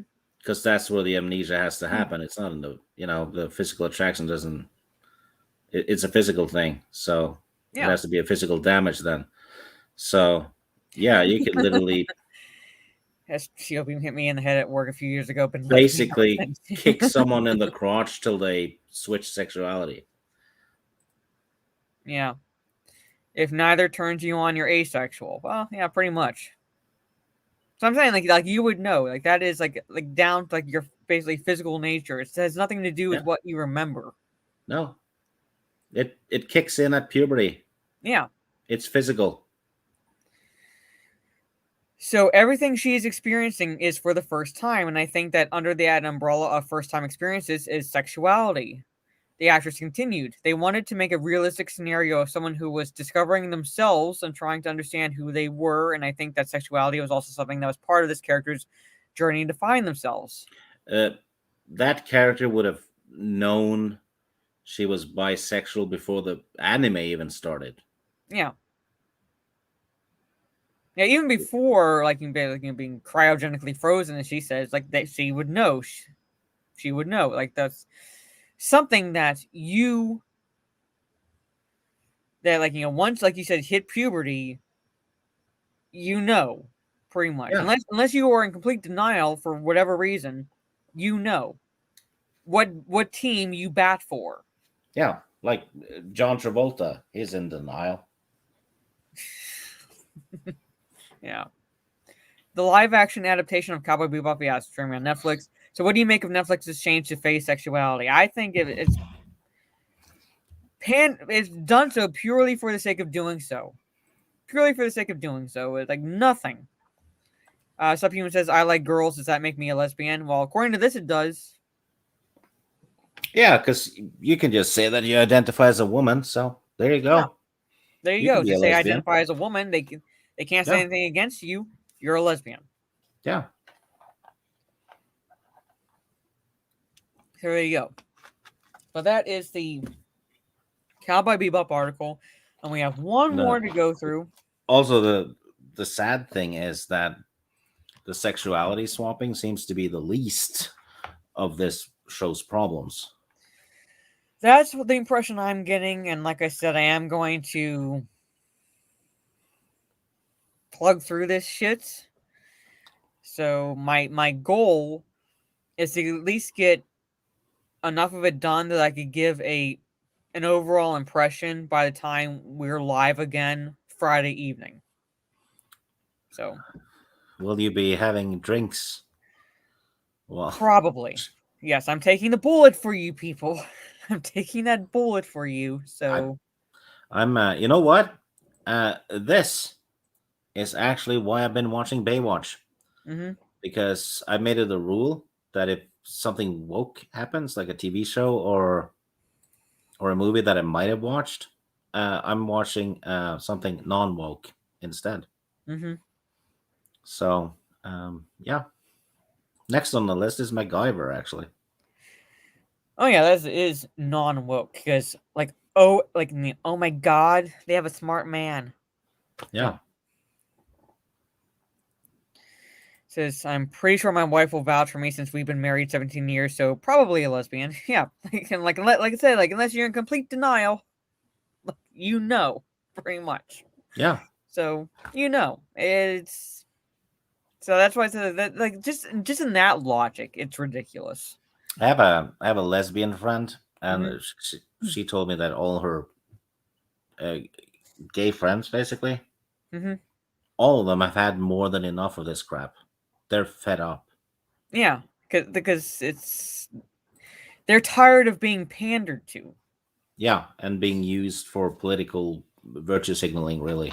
Yeah, there was I'm not saying necessarily I agree necessarily with like what this guy was hoping for in terms of like shipping and things like that, but there's a TikTok video and he's calling out Disney and these companies like it's like how like you give us this but not this, you give us this but not this, and he's pointing like when he points in one direction it's the pandering and he points another direction like but you won't give us this, like you'll give us this but you won't give us this, and they're starting to call out these companies especially during Pride Month where it's like it's like one, the marketing should be like directed at at like the LGBTQ community, regardless of the month, the year. It should be Yeah, like every month for like everyone. yeah. So, but like you could tell when companies are doing it for the sake of virtue signaling. Oh, And so easily. But yeah, to be fair, though, there aren't that many main characters in pop culture that are lesbians. hmm, I mean, I guess Batwoman would be one. yeah, she was a lesbian in the comics. Yeah, exactly. So, but other than that, I think well, there's a couple of Nordic crime shows that has a lesbian cop or whatever. But Hmm. other than that, not much.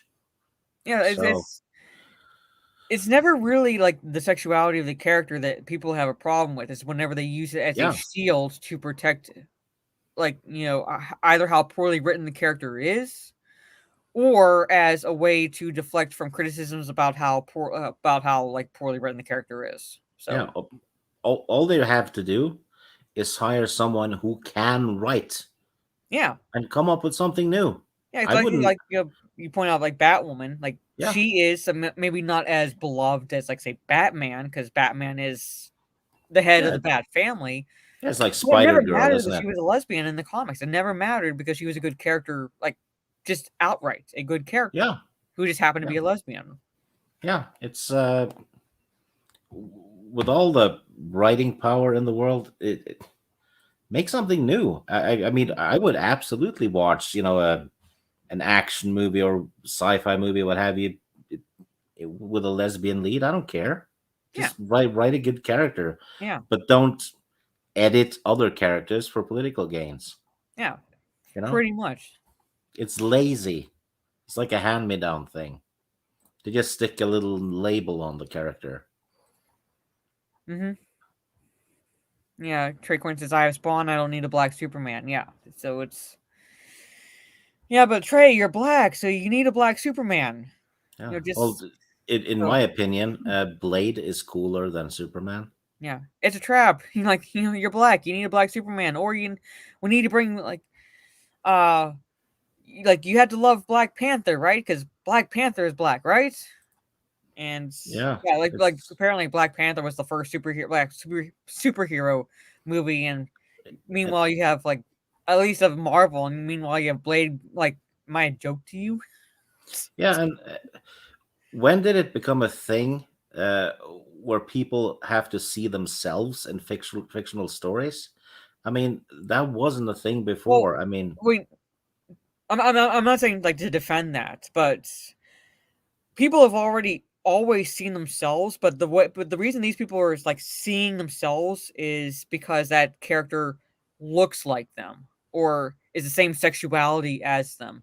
Because which means people have always there's always been able to see themselves in other characters, but it's basically gone beyond the superficial qualities. yeah, it's gotten skin deep, literally.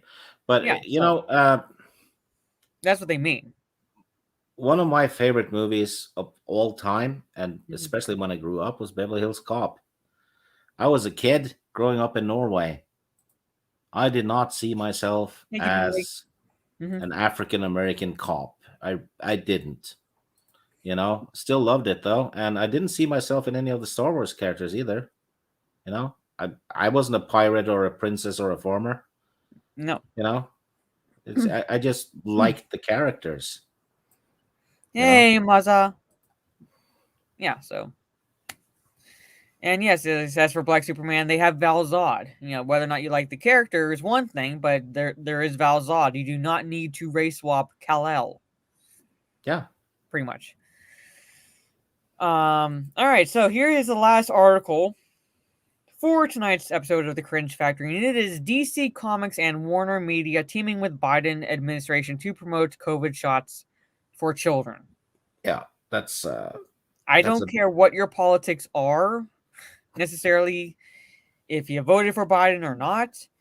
yeah, But DC Comics and Warner Media should just stay out of politics. yeah. This is even if you agree with Biden or what have you, and you're pro-vaccination and stuff, this isn't a good thing. It isn't. Um, I would not want to see DC do an anti-vaccination ad either. Yeah, so You basically just know, stay out of it, period. yes, especially leave the Children. kids out. Stop focusing on children, Yeah. please. For the All right. record, though, I'm not anti-vax. I'm just, I Yeah, I think got because it. my one brother's doctor, so I understand the importance of vaccines. Yeah, me But too. when I have reservations, it's because the vaccine was pushed out so quickly. Yeah, exactly. Same here. That's Yeah, it. so I'm like, but I still had to get it because I work in a school work for a school district. Or at least whenever right now I say work for a school district, it's more or less like now I technically don't really have any work because they don't call me in. But I had to do it because I'm going to be a teacher. But at the same time, I was like, this is something that's been pumped out in less than a year. Yeah, by a And I got to stick this company, needle. Have you stick this needle in my arm? who in 2009 got a record fine Hmm. for they got busted paying off people to Well, I know they are. make Yeah. make the test results for medication uh, look accurate when they weren't. That was Pfizer. You can look it up. 2009.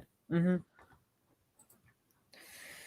All right, yeah, and they got Sesame Street characters. Yeah, so DC Comics and Warner Media are following in the footsteps of Big Bird and Sesame Street and their joint push with the Biden administration to push for childhood COVID vaccinations, which Uh, COVID is basically the flu.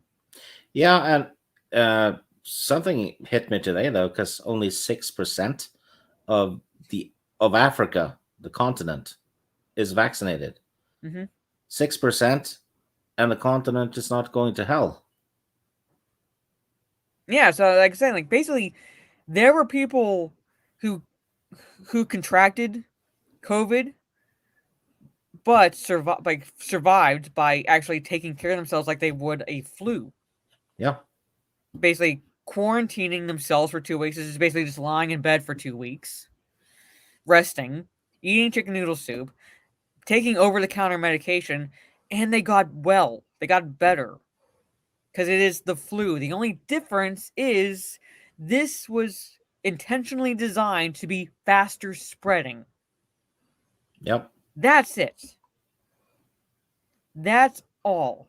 And it But came people are from treating it China. like it's a completely new disease, and it's not. It's just a different strain of an existing disease within the coronavirus family. With hence the name 19.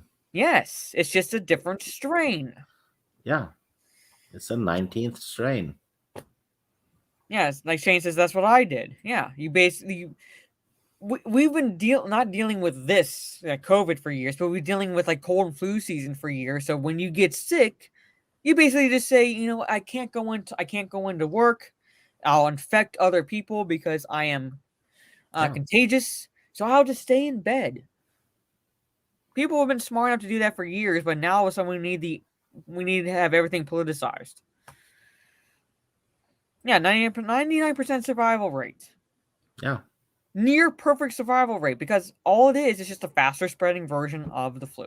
It's actually a higher survival rate than the actual flu. Yeah, the flu has killed more people than this one has, but I want to move on in this article, but you like go back and look at like news articles and you'll see how fast they change the narrative from death rates to cases, just overall cases, because they weren't getting the facts weren't fitting the narrative, because the numbers that they were expecting of people to die weren't reaching those numbers at all. Nope. So they changed it to case rate. Like how many cases there were. Doesn't matter if the person died or not, just how many cases there were, so they could like keep doing the shit that they were doing with either lockdowns or the shutdowns or whatever you want to call them, pretty much. That's it. I am not a teacher yet. I will become one. Or as a teacher, what are the requirements to enroll? Well, I mean, if you like English, that's what I'm going to be teaching. So, DC shared a tweet and a press release publicizing the initiative that includes giveaways of posters, bandages, and coloring and activity books to Children's Hospital Association medical facilities. Well, way to guilt people into that. Or bribe people, I should say, into that. They tweeted, "We are thrilled to collaborate with Warnermedia, Children's Hospital Association, and the Biden and Harris administration to promote COVID-19 vaccinations by providing posters, bandages, and coloring and activity books as giveaways at Children's Hospital Association clinics." So here is the tweet. Here it is. No, your hero story is just getting started. We can do this. No we in this. No fucking we in this.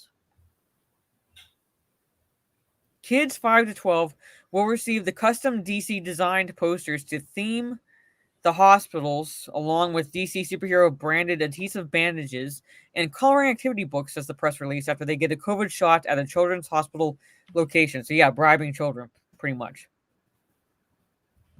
Pretty much bribing children. Why are we trying to convince stupid little people to get the jab? They have no say. The parents do, yes. Yeah. This will be an ongoing collaboration between Warnermedia and the Biden-Harris administration, so it's safe to assume it will continue for the next 4 years. Oh, and yeah, by the way, apparently Biden is planning on running again in 2024.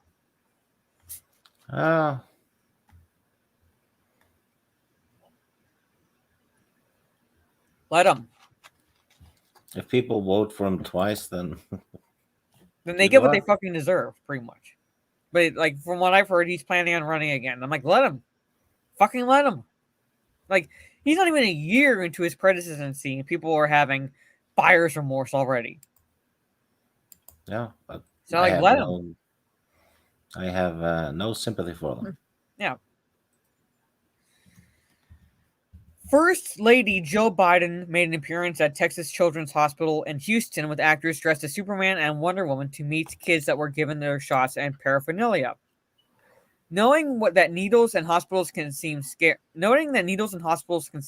to children, the First Lady of the United States, Dr. Jill Biden, she's not a medical doctor. She's not a medical doctor. along with Wonder Woman and Superman, visited Texas Children's Hospital in Houston on Sunday, November 14th, to support the children receiving the COVID-19 vaccination, says a DC press release.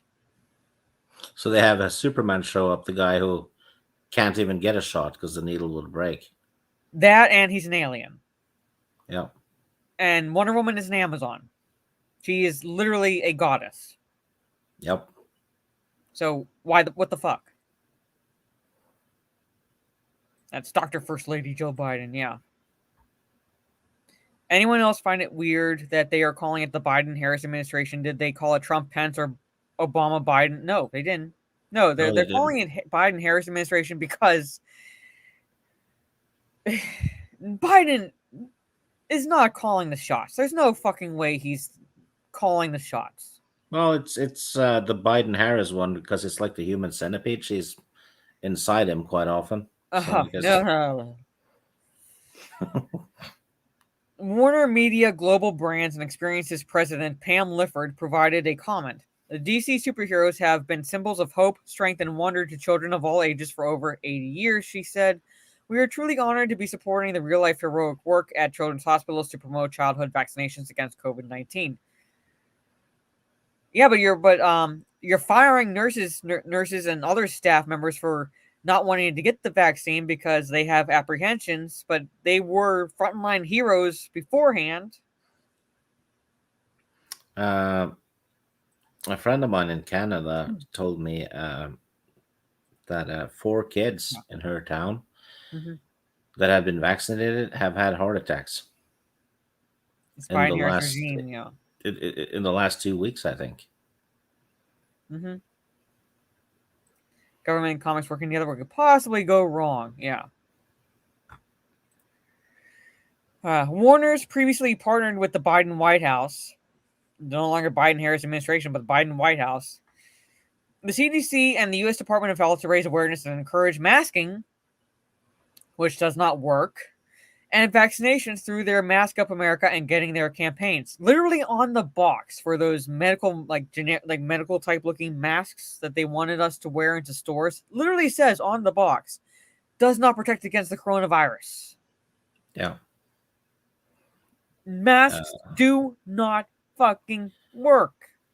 This if it turns out the Reaction to the vaccinations shot. if it turns out the vaccinations are really bad for kids and people in general later on, this isn't a good look for Warner whatsoever.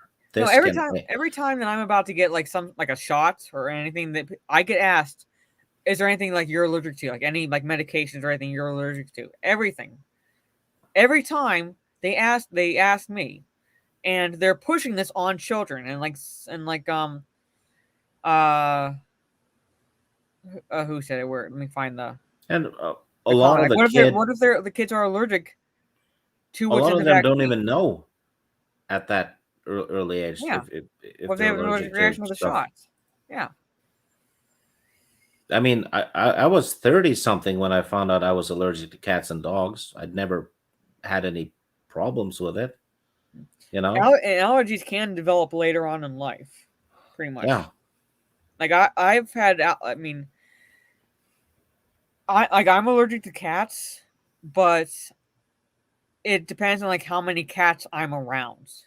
Is how my allergies work, because when I was growing up, when I was younger, when we had a couple cats, I was fine. I wasn't really experiencing anything.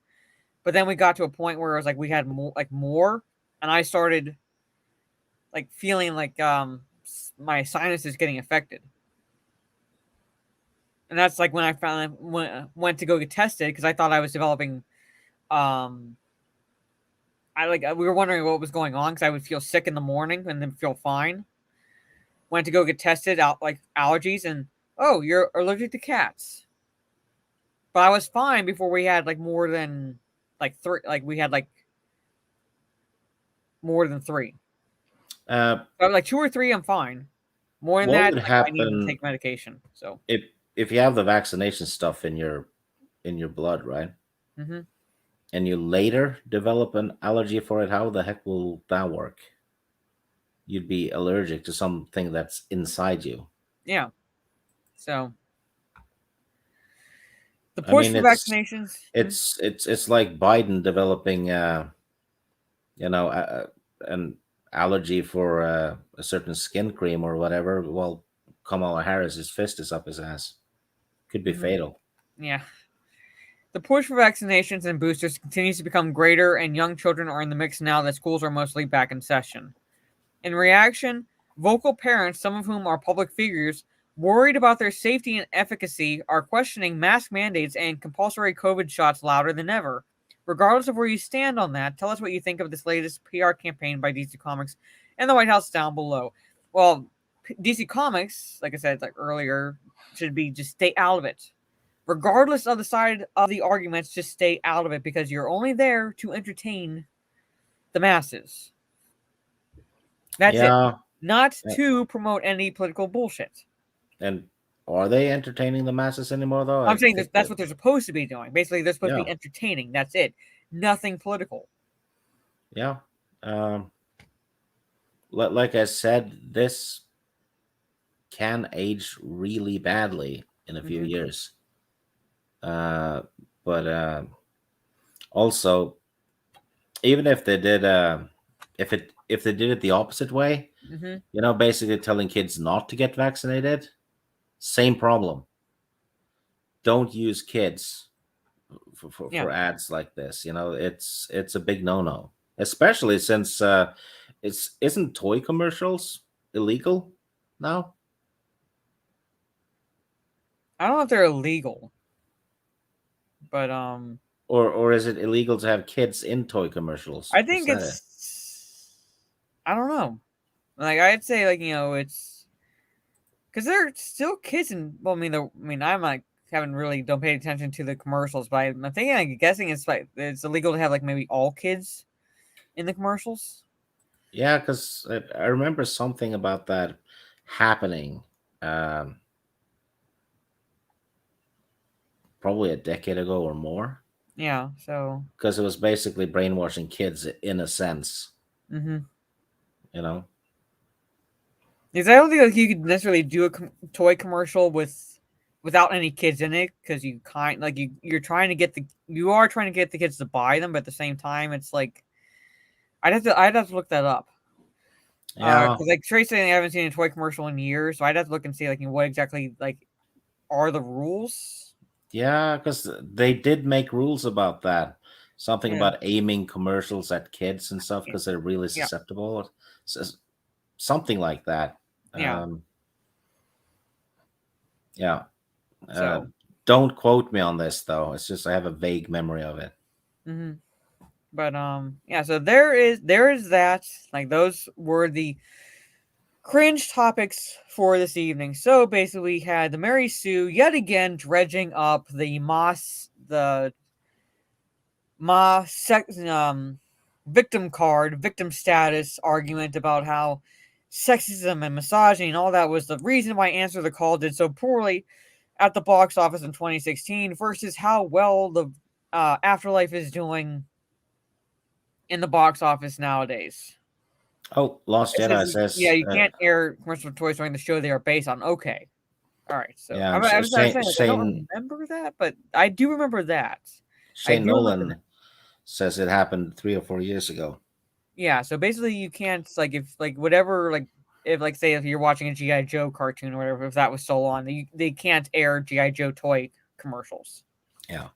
So does that I was remembering, like, I don't think it was kids, but I know they did something, and there it is. All right. So we had MarySue obviously being stupid again, and then you have the change in sexuality of Faye Valentine and Cowboy Bebop, Wheel of Time actress, and those working on the show proving yet again they have no understanding or desire to even remotely respect the source material. And then DC Warnermedia pushing the COVID vaccinations with the help of the Biden administration onto kids, and that is not going to age well, especially if kids start having reactions to them, as some have had reactions to these vaccines. Yeah. Oh, So, Trey Courtney says, I love the cringe streams. You know yeah, what, Trey Courtney? hmm We love you more. yeah. So that is the end of the cringe for this evening, ladies and gentlemen. It was a bit to go through, and I'm still going to take the bullet for you all. I'm going to make my way through the live action Cowboy Bebop. Yeah. I don't know if I'm going to be able to watch any episodes tomorrow. It depends on really when Thanksgiving lunch is finished and we the cleanup is finished and so forth, and we'll see how I feel, because I am planning on streaming on Twitch tomorrow evening around the normal time, 8 p.m. And it looks like, hold on, you have to go on my profile. It looks like Resident Evil right now is winning in a landslide with 19 hours left to go. Your choices are Resident Evil 7 or Call of Duty Vanguard. So, if you follow me on Twitter, go cast your vote, pretty much. But it looks like I'll be playing Resident Evil 7 or continuing with that tomorrow evening. Is Resident Evil the one with the arachne C word? Oh, yeah. That's when I was fighting the mother, yes. Yeah, I remember seeing that one. Right now I'm totally trying, didn't cuss. right now I'm not fighting the son, but I'm trying to rescue I'm trying to rescue the two women from the son. So that's the part I'm at right now. But yeah, you were there watching when I was fighting the Arachnacunt. I'm just gonna say it flat out. That's what I called her. Because that's what she was. I remember that. Yeah, I was watching that. Never seen you more unhappy. Well, because I'm playing it on standard, and yet for some reason it felt like I had the higher difficulty setting on, because I got to point like, Jesus Christ, Jack wasn't that hard. I would have rage quit because that looked ridiculous. It did. Yeah, but I somehow finally defeated her. So now I'm at the point where I did play Resident Evil 8, so I do know what you're referring to with these Lady D's or Lady Double D's, but right now I'm playing 7, and I'm now trying to rescue some women from the sun. So I'm the wrong turn wannabe, pretty much is what I'm referring to him as. So right now, like I said, it looks like Resident Evil 7 is winning in a landslide. Hold on, let me scroll back up. 68.1% to 31.9%. So there's that. Gamer Rage is best. I was raging hard. But not as much as I rage at Mario Kart, because, like I said, if I weren't playing it because I'm playing it with friends, such as Steph, Minority Home, that's not a game I would willingly play, because I hit puberty and I realized that that was a game for kids. I have noticed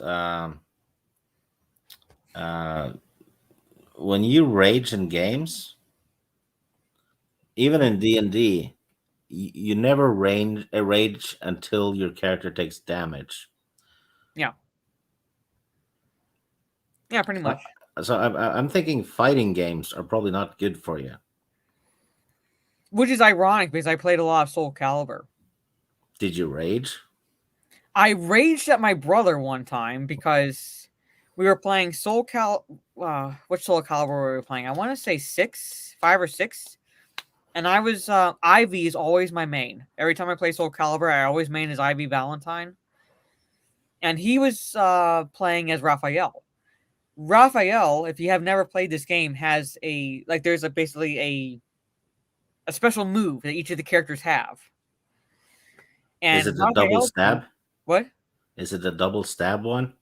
It wasn't a double stab. It was more like a really quick, few thrusts. Yeah. And my brother kept spamming that move. I spammed the same damn move. Yeah, he was button spamming that same fucking move. Yep. And that's what made me rage. It wasn't necessarily the damage I was taking. It was the fact that he was doing that. So I turned in my seat and I kicked the back of his chair, and I told him, would you fucking stop? and I nearly kicked the chair over. A friend of mine hit another friend with the chair. I would throw my controller if it wasn't the only one I have. So I have to be careful. Yeah, but a friend of mine smashed another friend with a chair while playing FIFA once. Yeah. So So fighting games actually don't necessarily make me necessarily rage. It's ironic. It's what makes me rage are the games I hate playing, but still do anyway because I'm playing it with friends, and that's Mario Kart. That game makes me fucking rage. Yeah. Oh, Lost Jedi says you have to play Leisure Suit Larry. Yeah, yes, you do. Yeah. It's actually fun. I actually have a dog, and she's too heavy for me to pick up right now. So,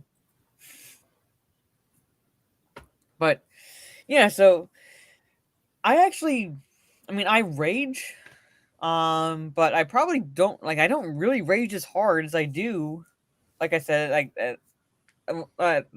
as I do at like Nintendo games. I don't know what it is. I don't want to know what it is about Nintendo, but it's like I said, like I hit puberty and I started realizing that I want to play more adult video games. Yeah. I like I said, I would throw the controller if I wasn't the only one I had, even with the Nintendo Switch, technically. So Basically, if I'm playing a game, a medieval type game or something, if I hit someone with a sword, I want there to be blood, not sparkles. yeah, yeah, pretty much. But I have if you follow me on Twitch and you save up your channel points, I do have channel points for Silent Rage. So if you want to torture me, especially during a game that I hate to play, save up your channel points and you can watch me like for 3 minutes rage silently, and it's that's when my face becomes more animated because I can't say anything, because that's how I rage at video games. I shit talk. That's what I do. I don't like necessarily. I don't all the time, but I like don't necessarily like throw things or anything like that. But if I can't say anything, then like that's when I truly start becoming animated in my rage. I actually don't hate Kirby. Mario, on the other hand, is a fat fuck who can't seem to keep his woman in line because he keeps getting kidnapped. 5,000 channel points. I made it high on the high end because I don't want people abusing it. Boomer question. I noticed I have a lot of these point things on Twitch. Yes, What are they? those are those are channel points. So whenever you're watching someone stream, you earn points that you can use to redeem essentially whatever the Twitch streamer has as like a not a reward, but it's like a task that you could have the Twitch streamer do or something like that. So if you're, let's say, for example, watching my Twitch streams, I added a few, like for 1,000 channel points, it's like a hydrate basically. Like you're telling the Twitch streamer to hydrate, and you can make them drink so much that they have to pee. Really? Yeah. So if I give you 5,000 points, No, like they're set number of points basically. yeah, So but I could keep. for 1,000 channel points, you could select that option and say you should be hydrating, and then I just gave you an idea. But that's what people sometimes do, is just like spam it, just to like see like the person have to go to the bathroom. Yeah. 5,000 channel points is Silent Rage. And that's where for 3 minutes I can't say anything. So if I'm playing a video game, I can't say anything while I'm getting frustrated. So basically it is Silent Rage. I get that one from D&D anyway, so I'm not going to pay for that.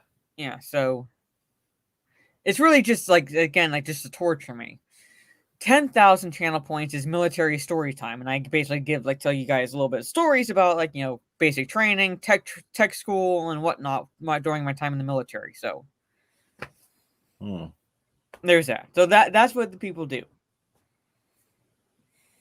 Okay. Yeah, I just noticed I had a lot of them. Didn't know what they were. Yeah, I added those because I was lax in adding stuff for channel points. I might add other things so people could start using them because I didn't pay attention to them when I developed like my Twitch channel. So yeah, so basically I added those. So Okay. that's what those are for, pretty much.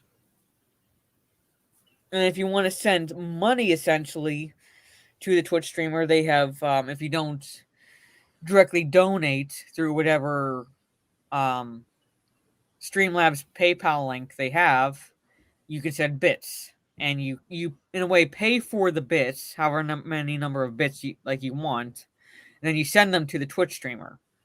And the good thing, not the good thing, essentially about if you want to be a stream on Twitch is that Twitch does not take.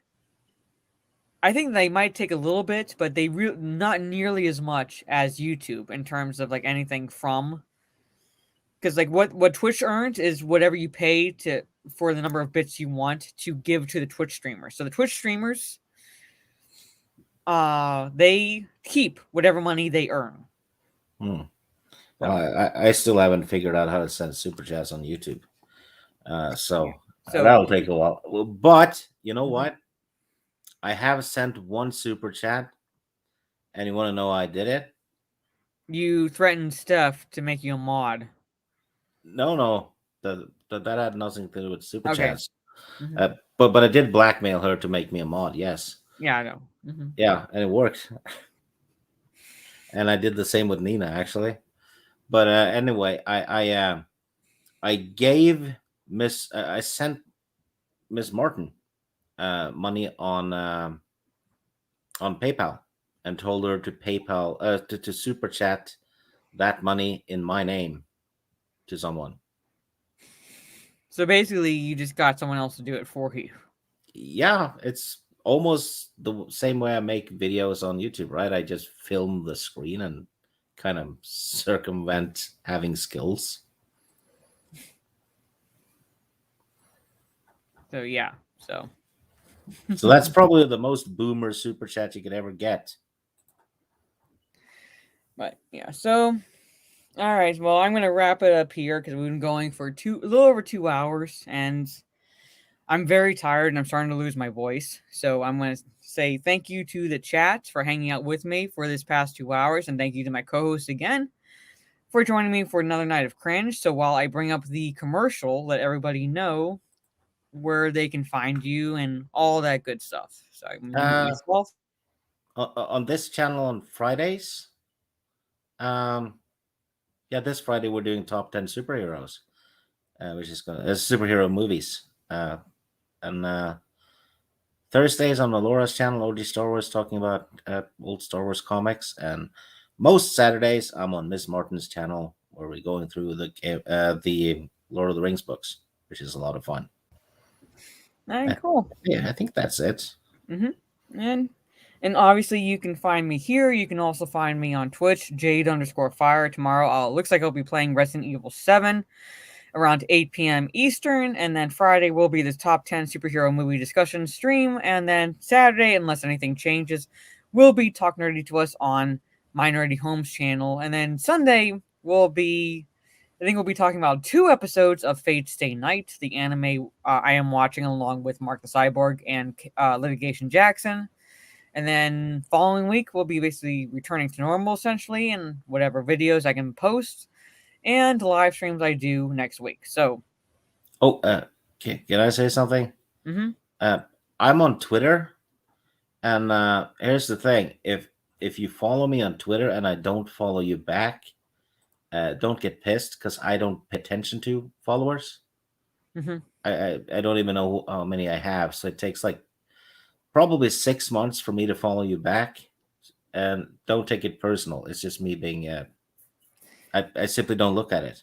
Well, sometimes I don't even get the notifications, and then I have them turned off. This person's following me, so I'm saying like notifications that someone's followed me. So that's turned off for me, all of them. So there you go. Yeah, don't take it personal. It's not that I don't like you or anything like that. It's just that I don't look at it.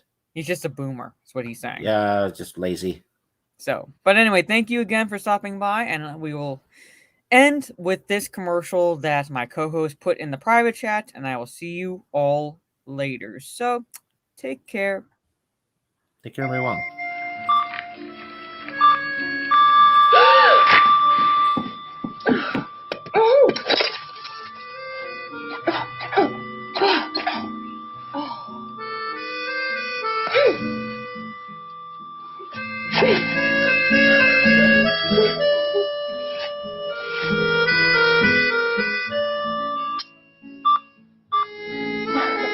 Des sushis fleurs recommandés pour le cœur et la circulation.